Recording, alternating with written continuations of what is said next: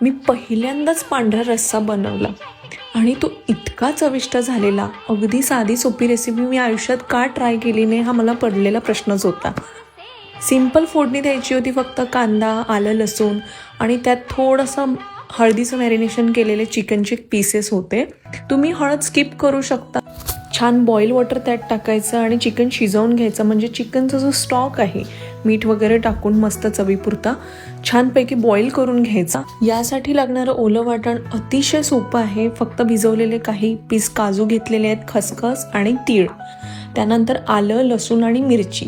इथे मी थाय चिली मिरची घेतली, जी फार तिखट असते म्हणून मी अर्धीच घेतली. तुम्हाला जेवढं वाटतं स्पाइस लेवल तेवढे तुम्ही एक्स्ट्रा मिरची घालू शकता, कारण आपण खडे मसाले पण वापरणार आहोत फोडणीसाठी. सो स्पाइस तुमच्या लेवलनुसार. व्यवस्थित मिश्रण झालेलं आहे, स्टॉक पण रेडी झालंय, गाळून घेतलेलं आहे. इथे माझ्याकडे मी कोकोनट मिल्क जे आहे ते ऑर्गॅनिक कोकोनट कॅनचं मिल्क वापरणार आहे. तुम्ही फ्रेश पण वापरू शकता, त्याने थोडी वेगळी चव येईल. आता मेन पांढऱ्या रस्स्याची फोडणी. कढईत तेल घेतलंय, छान तापू दिलंय. त्याच्यात दालचिनी, तमालपत्र, दगडफूल, काळी मिरी आणि लवंग आणि वेलची. त्यात जे ओलं वाटण आहे ते ॲड करायचं. छानपैकी त्याला थोडंसं उकळ येऊ द्यायची. त्याचं तेल सेपरेट झालं की त्यात आपल्याला चिकनचा स्टॉक टाकायचा आहे.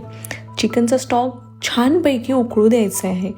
आता इथे अजूनपर्यंत आपण कोकोनट मिल्क ॲड केलेलं नाही आहे, कारण तुम्ही जर या पॉईंटला कोकोनट मिल्क ॲड केलं आणि नंतर त्याला उकळ दिली तर ते फाटू शकतं. सो बेटर त्याला आपण लास्टला ॲड करणार आहोत. चवीपुरता मीठ ॲड केलेलं आहे आणि छान बघू शकता बॉईल झालेलं आहे.